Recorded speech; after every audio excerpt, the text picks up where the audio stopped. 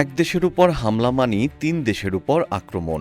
পাকিস্তান, তুরস্ক ও সৌদি আরবের ঐতিহাসিক মক্কা প্যাক্ট এর পর এবার আরও বড় হচ্ছে বহুল আলোচিত ইসলামী ন্যাটো। এবার জোটে যুক্ত হতে যাচ্ছে আমেরিকার আরেক অন্যতম শক্তিশালী মুসলিম দেশ।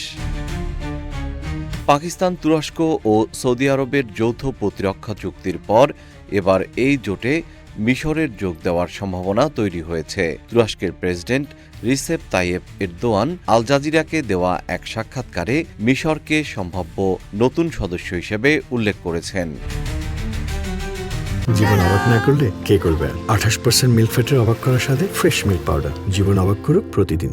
14 আগস্ট পবিত্র নগরী মক্কায় তুর্কি প্রেসিডেন্ট এরদোয়ান, সৌদি যুবরাজ মোহাম্মদ বিন সালমান এবং পাকিস্তানের প্রধানমন্ত্রী শাহবাজ শরীফের মধ্যে এই ঐতিহাসিক চুক্তিটি স্বাক্ষরিত হয়, যা মক্কা প্যাক্ট নামে পরিচিতি পেয়েছে।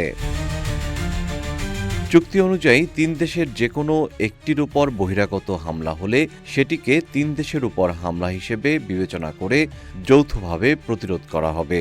বিশ্লেষকরা এটিকে ন্যাটোর আর্টিকেল 5 এর সঙ্গে তুলনা করছেন। এরদোয়ান জানিয়েছেন, চুক্তিটি অন্যান্য মুসলিম দেশের জন্য মুক্ত এবং মিশরের যোগ দেওয়ার সম্ভাবনা রয়েছে।